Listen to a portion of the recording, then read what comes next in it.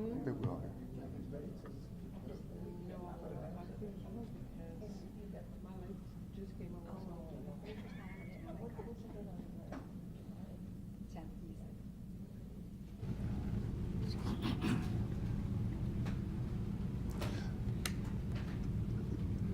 Let me say good afternoon and thank you to the ladies and gentlemen of the press and media. Thank you for being here today for this very important press conference. We appreciate your patience today and this afternoon.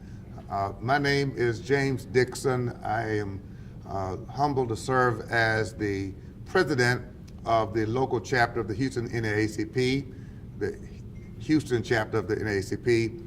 Honored to be here today, standing with a group of friends and colleagues to make a very important statement. But before we do that, I want to thank Congressman Al Green for helping to pull this together on a number of levels. We appreciate him and certainly appreciate the partnership and support of Congresswoman Sylvia Garcia and Congresswoman Sheila Jackson Lee's office as well. We appreciate them. And Congresswoman Lizzie Fletcher expressed regrets have not been able to be present on today. Before we make an official statement, I'd like to just have everyone in this aggregation here to state their name and affiliations so that we will have them on record.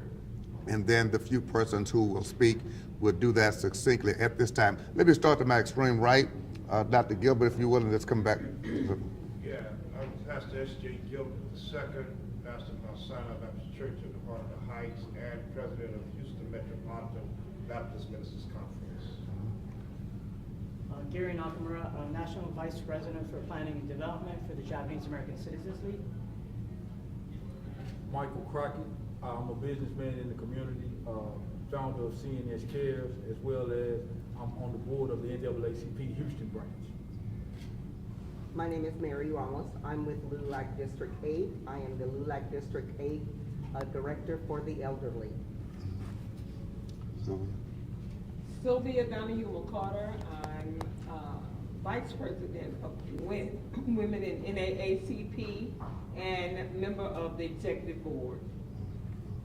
Bishop John Ogletree. I'm on the Executive Board of the local chapter of the NAACP, Religious Affairs Chair, and also at First Metropolitan Church in Northwest Houston.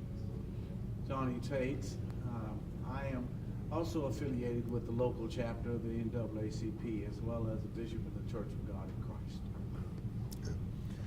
And of course, we have our congressional reps. You know who they are. We will have them speak momentarily. Of course, the chairman is here, and he will speak as well on behalf of the state. Let me just say thank you for being here today.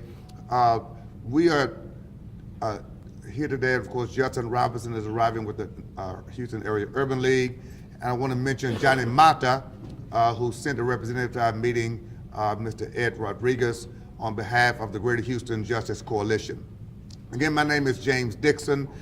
Today we are here, first of all, to express our individual and collective concerns for all of the citizens in the Houston-Harris County region who have dealt with the aftermath of Hurricane Beryl.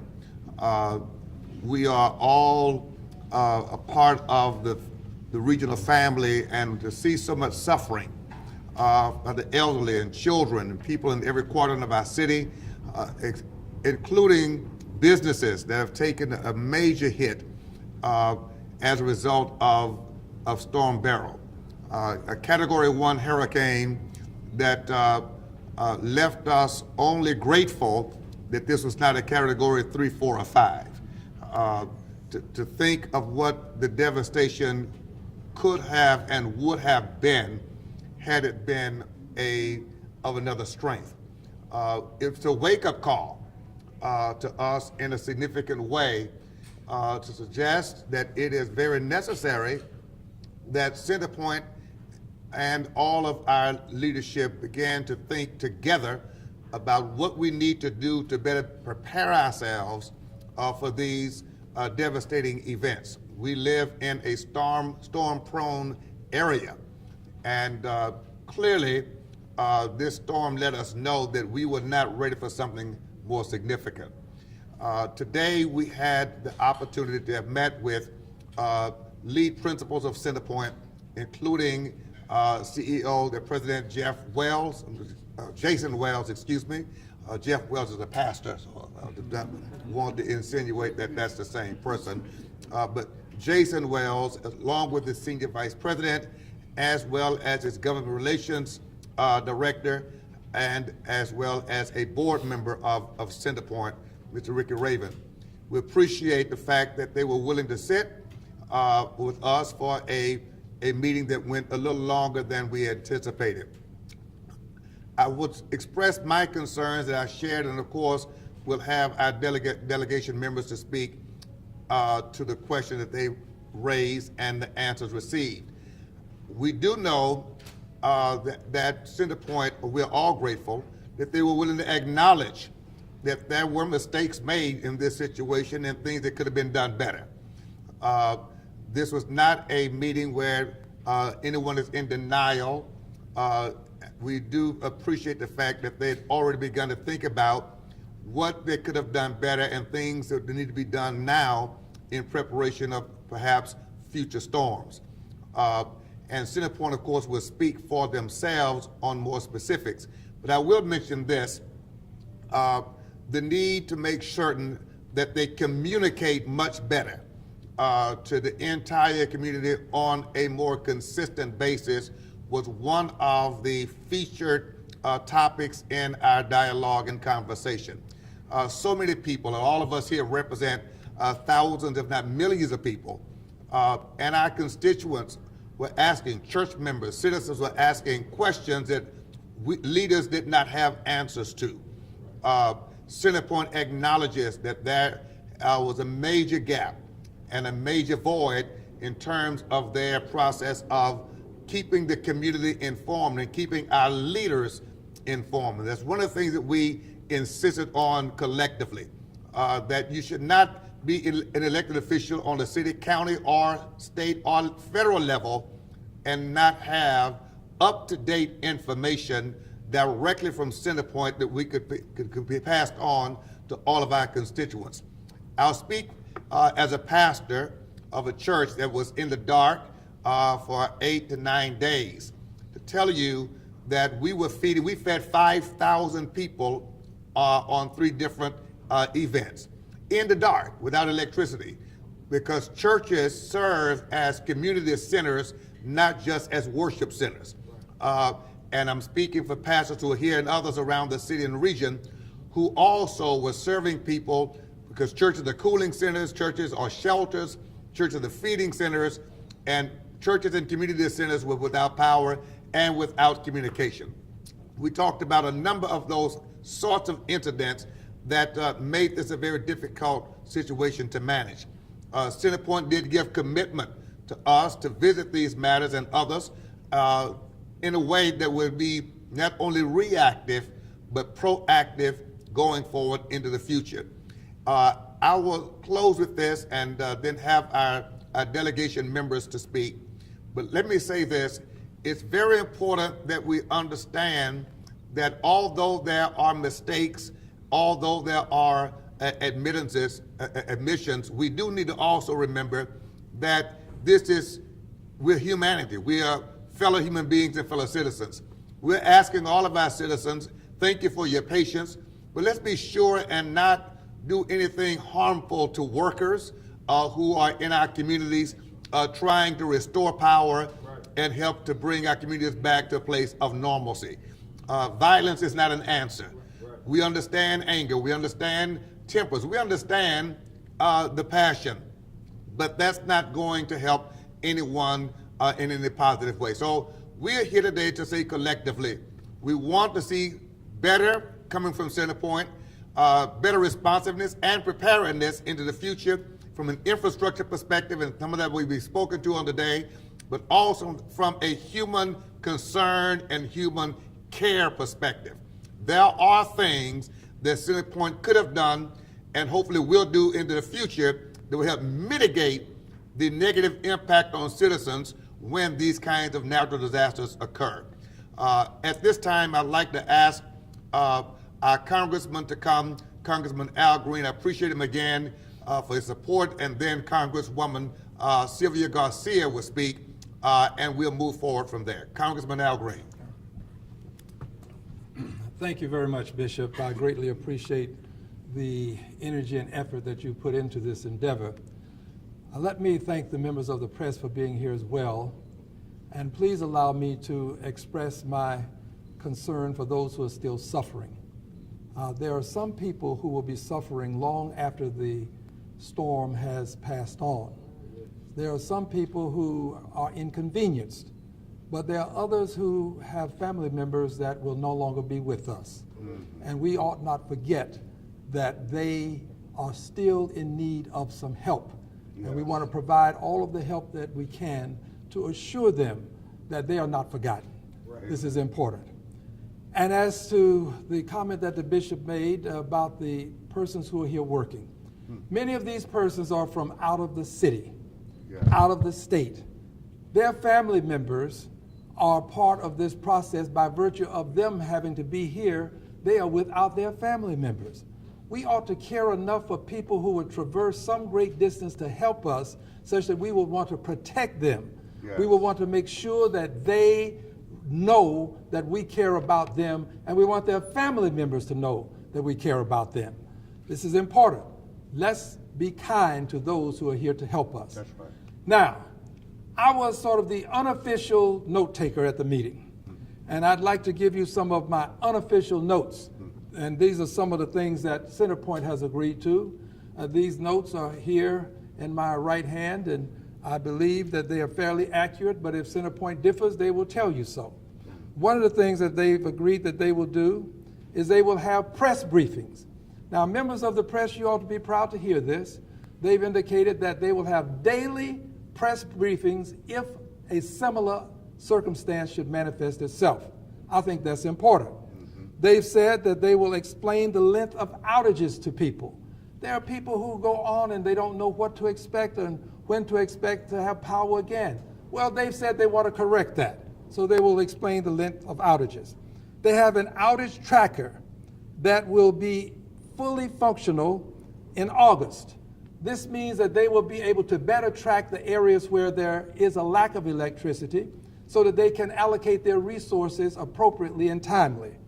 They have said that they will improve their communications with elected officials. Now that impresses me because I'm one of the elected officials who complained about the lack of communication, appropriate communication, so that we can be of help to them. But they've said they're going to do something about that.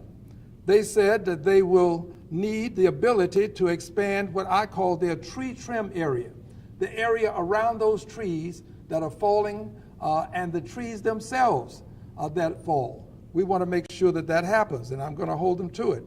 And they need help, so I'm going to help in any way that I can. They need to have composite poles to replace wooden poles. A lot of these poles don't withstand the hurricanes that come through, but composite poles can do better, and there's even better technology that Bishop Tate called to our attention that can be used to help us to avoid having the poles go down. And finally, this one is most important, the after-action report. They have said they will share the after-action report that they compile with us. This is important because we can then see what they contend happened. We can see what they contend they will do to correct any of the things that went wrong. And my hope is that this after-action report will give us an opportunity to give them an additional response. CenterPoint had a very frank and candid conversation with us today. We were candid. We were straightforward. We were to the point.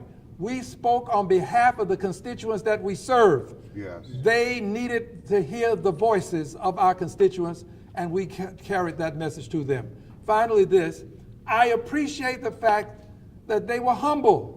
Yes. They didn't start by saying, oh, we did everything right. Don't blame us. This is somebody else's fault. They took responsibility. Taking responsibility is important, but taking responsibility is not enough. Now they have to do something to show us that we won't have this occur in the future. It's important to do this because we know that storms are coming back to Houston.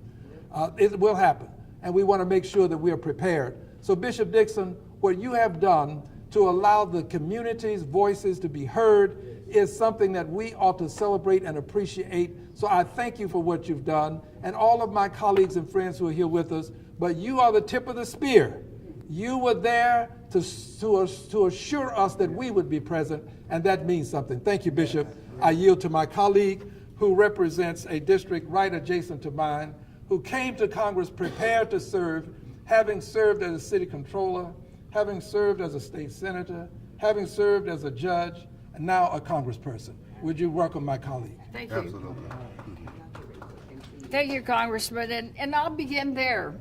He's right. I've been here not in all those positions, and in every one of those positions, I've had to deal with events, whether it was Tropical Storm Allison, whether it was Ike, whether it was Harvey, whether it was Katrina, whether it was Rita.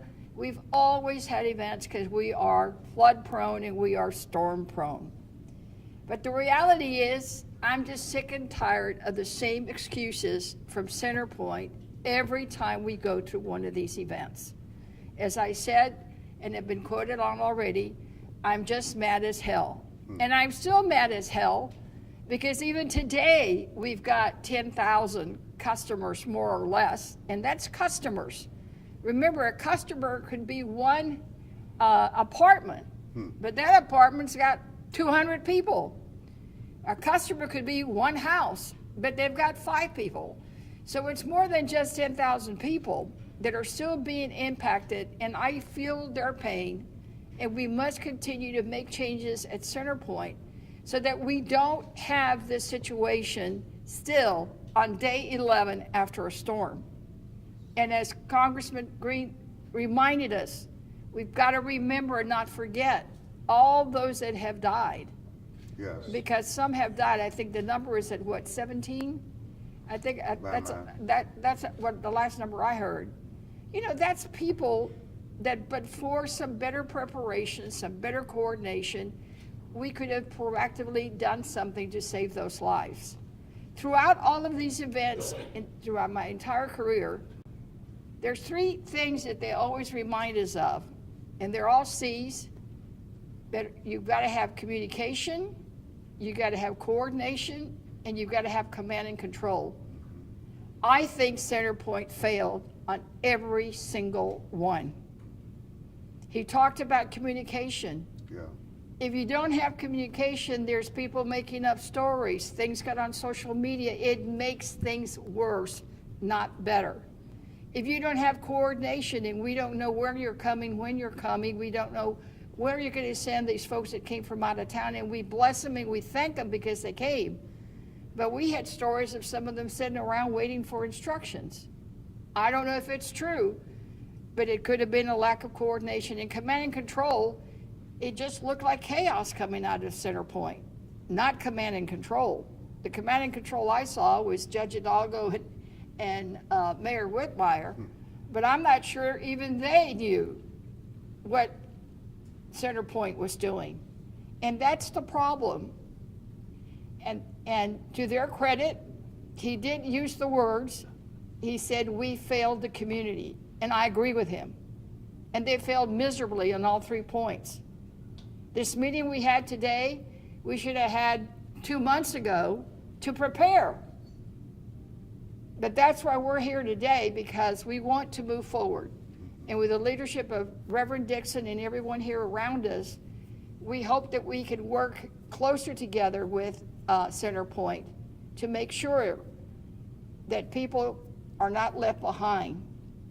And if there is going to be a new pole, a composite pole, I want to make sure that those are in my neighborhood and not just in the new constructed suburban neighborhoods. You know, I want to make sure that if there's critical infrastructure that's protected and looked at first, I want to make sure that my churches and my clinics get on that list. Right. Not just the medical center, because my folks don't go all the way to the medical center. They go to their neighborhood clinic. So there's a lot of things we can do. But rest assured that together with our entire congressional delegation, because I know Sheila Jackson-Lee's not here and Representative Fletcher's not here, but I can tell you that we will use our oversight power in any way that we can to ensure that CenterPoint does everything they need to do to make sure this never happens again.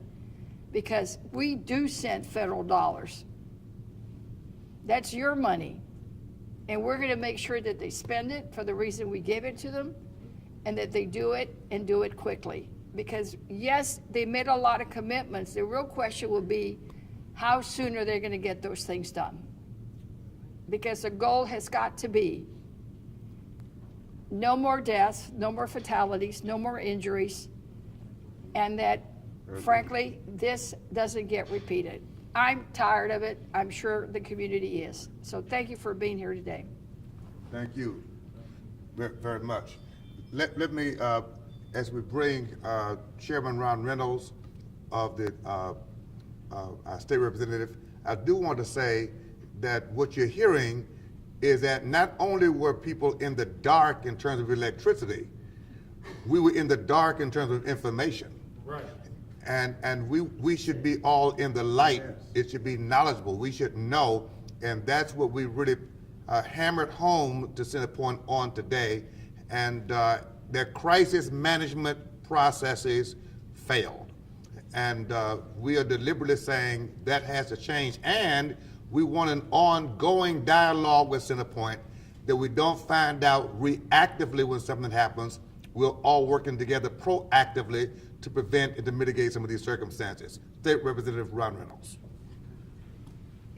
Thank you, Bishop Dixon, and thank you, Congressman Al Green, Congresswoman Sylvia.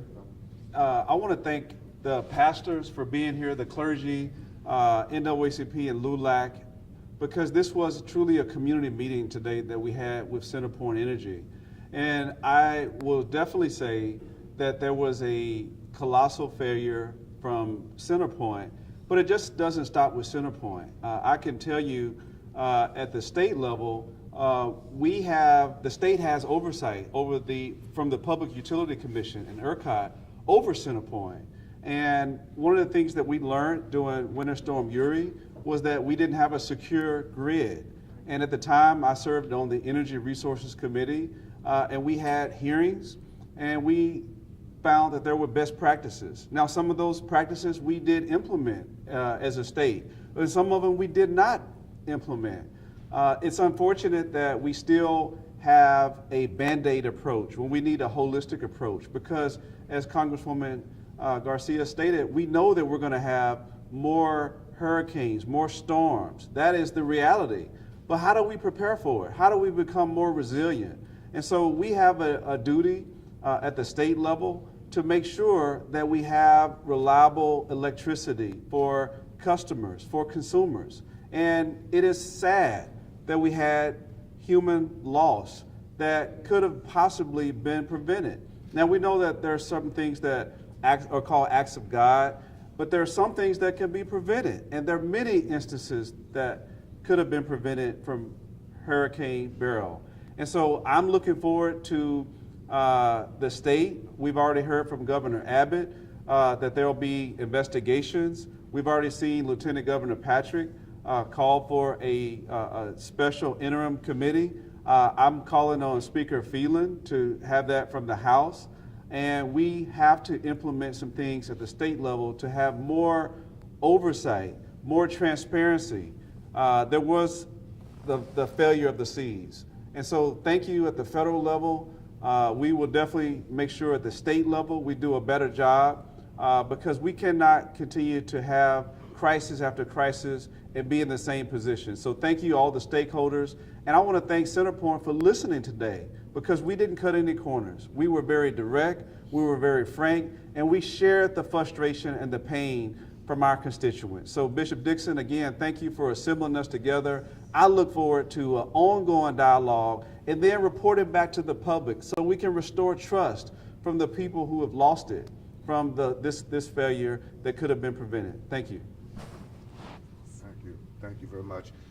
As said earlier, we're pleased to have with us members of LULAC, as well as the Greater Houston Justice Coalition.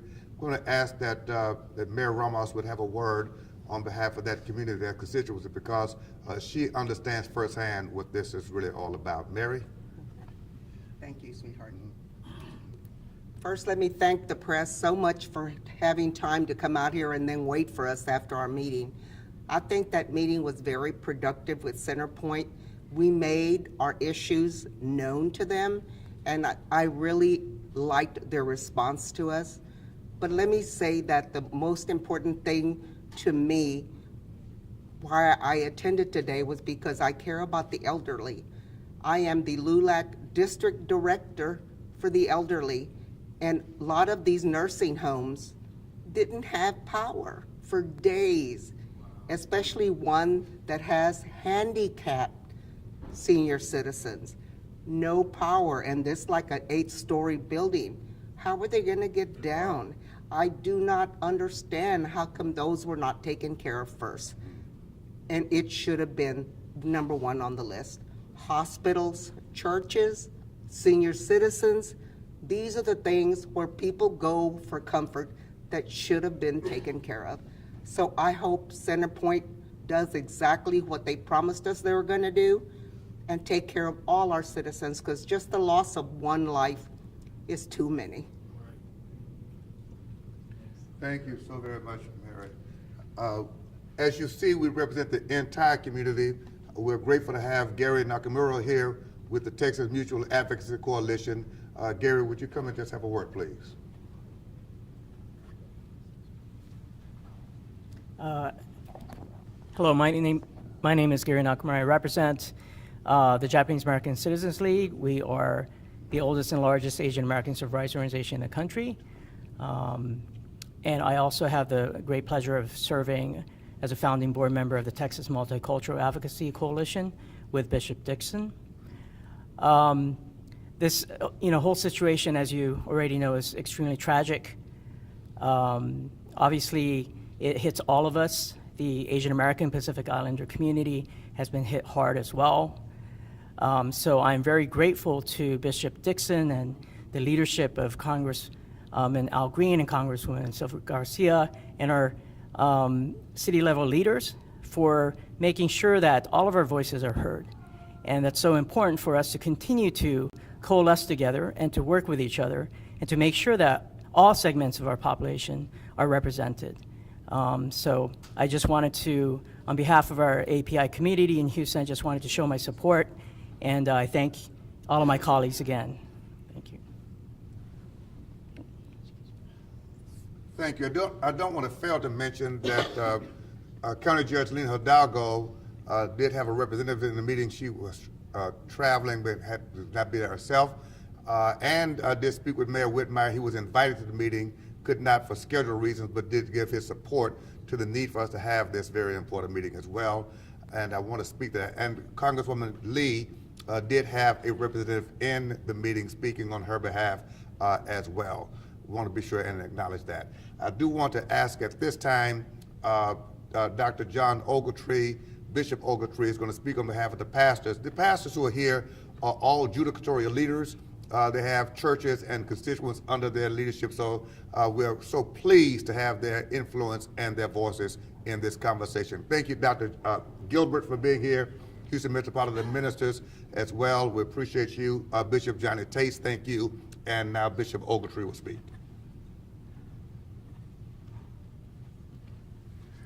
Thank you, Bishop Dixon. Thank you for arranging this most critical meeting today with CenterPoint. We urged as CenterPoint to make a priority of the church community, the center of hope for so many in this city, and it is so important that we are prioritized. They were good listeners. As Congressman Green said, they were humble and admitted their mistakes. And we hope so. It has been said that you learn more from your mistakes than you do from your successes. And it has been predicted that this is going to be the most busy storm season that we've ever experienced. So we pray that what has been learned from their mistakes with Hurricane Beryl will benefit the citizenry of Houston and Harris County in the future. Thank you, Bishop Ogletree. We're pleased to have our partner and ally with the Houston Area Urban League, represented by the CEO, who needs no introduction, former City Councilman Justin Robertson III.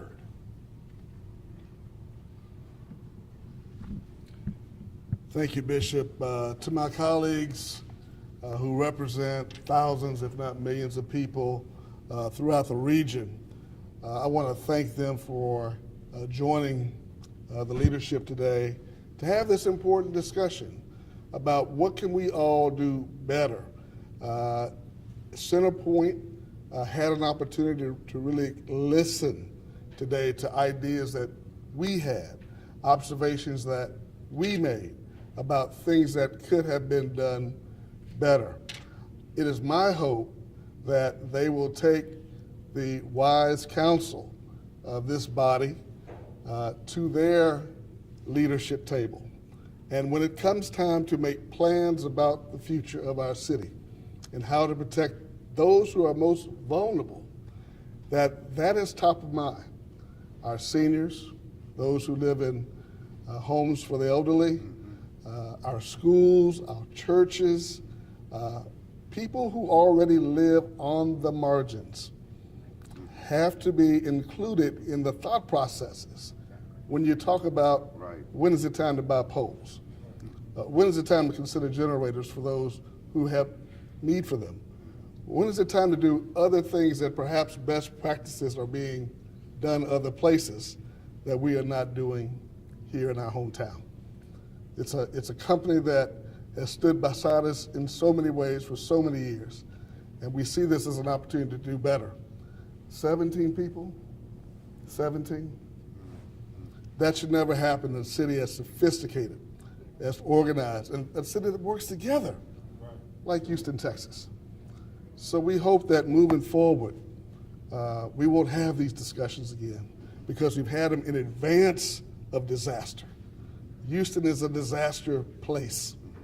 And the sooner we come to recognize that and work together more holistically as a community, the better our overall community will be.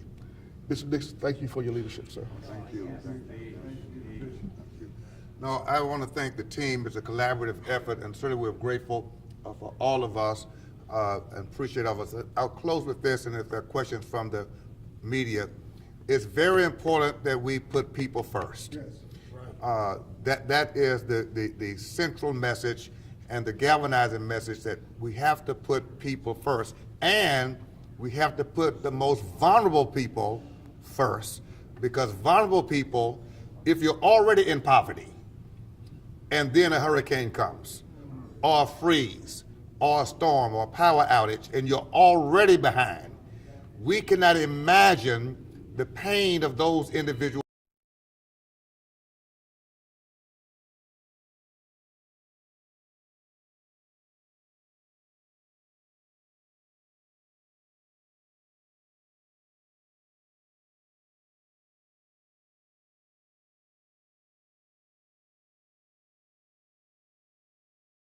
That's the agenda in writing is what we want to see. And ultimately, we want to work with them collaboratively, because if we do it together and not in silos, we stand a better chance of mitigating negative circumstances and outcomes as devastating as the Congresswoman has mentioned. We're looking forward to that with great hope and great anticipation. This is Houston, and we are the third or fourth largest city in America. And to be truly a global city, we have got to improve our deliverables for the people who matter, and that's every citizen of Houston, Harris County, and the region. We also asked them to consider leading a regional summit on how we prepare for these kinds of incidents, not just in Houston proper, but around our county and around the region, because we live together, we suffer together, we survive together, and we must save lives together. Thank you very much. Yes. Bishop Dixon, it was mentioned that CenterPoint in the future will have press briefings. Is there a reason why they're not here today? I don't think they were prepared to come today. I know that this was a quickly scheduled meeting, and they obviously fit the time in for that meeting that lasted about an hour and a half as opposed to an hour. But I think that you can certainly ask questions of them, and I'm sure they're looking forward to making a statement on their own. I know you mentioned a little earlier who was all there. Can you mention again who was all there with CenterPoint at today's meeting? Okay, let me make sure you're testing my memory. Okay. Of course, Jason Wells, the CEO, was there. Senior Vice President was there as well, along with Rika Raven, who's a board member, and June Diedrich, who is their government relations communications person as well. And lastly, who exactly was the one that said that they felt the community? Was that Jason Wells? Yes, exactly. He said it more than once. More than once, at least 5 times. He said it Yes, more than once. yes. Was it recorded by any chance? Did anybody record this meeting? This was just a whatever. No, it was not recorded. Can you give some more details on what they told you about this better outage tracker that they vowed by August? Yes, Congressman. Well, thank you very much. As you know, they had great difficulty ascertaining where the problems were. They were out and about, and they were taking care of problems as they were being made aware of them. But they would like to have the technology online such that they would be able to track the areas where there is an outage with greater efficiency. And if they can do this, then they can better allocate their resources. And they've indicated that by August, they want to have this innovation in place so that they can track the outages and respond timely. And if I may say this, one more thing. You asked about the number of times that they said that they were concerned and that they made mistakes. They really did humble themselves on that point. I don't want to just kind of brush over that, because people don't always do this. They sometimes will try to pass the buck, but there was no buck passing. And the bishop did invite them and said that you can come to the press event, but they weren't prepared. I understood that they were not, so I don't want that to be taken as a negative against them. But I do want to say that they have to do better, and that we were candid about the things that they have to get right so that we can save lives and prevent suffering. Have they given you guys an update on when power will be restored 100%? I don't think we have an update on the exact on that. That's a CenterPoint question, but they are working vigorously to make sure that they get all of those that are still outstanding taken care of expeditiously. And I do want to emphasize the Congressman's point. It was made by Congresswoman Garcia as well. They were not recalcitrant. I will be honest with you, I was not expecting as humble a disposition as we were met with today. And having been in a number of these kinds of circumstances and conversations, it's appreciated. The fact that and it's encouraging, because it's a non-starter when there's defensiveness and recalcitrance. But they were open and began the meeting in their opening statement with the fact that they apologized for the way that the city and the citizens were failed in this. But I do believe that we have the makings of a better plan, of better plans going forward, and we emphasize the need for collaboration. This is not something that they can solve by themselves. They're going to have to be inclusive of our elected leadership, of faith leaders, social and civic leaders as well. And for example, they did not realize the enormous resource, I don't think, that churches can be to a plan going forward, because we are touching the need. Yeah. We have facilities. We know how to serve people, feed people, clothe people, and not only pray for people. That is included. So I think they recognize the fact that they've got a major resource in terms of all of our community assets as a part of the solutions strategy going forward. Bishop?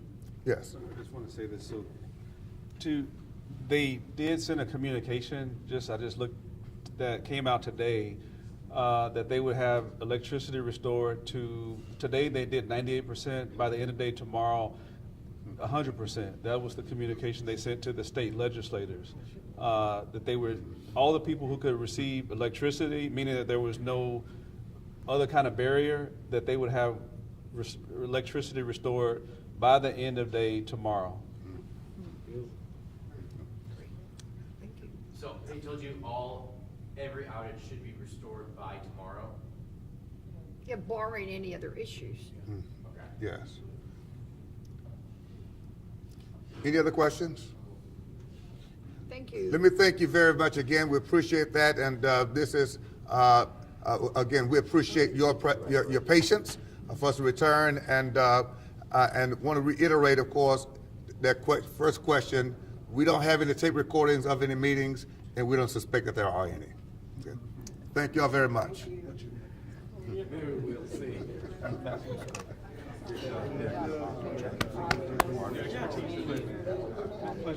Great job, sir. Very nice. Great job. Great job. Bishop did. You think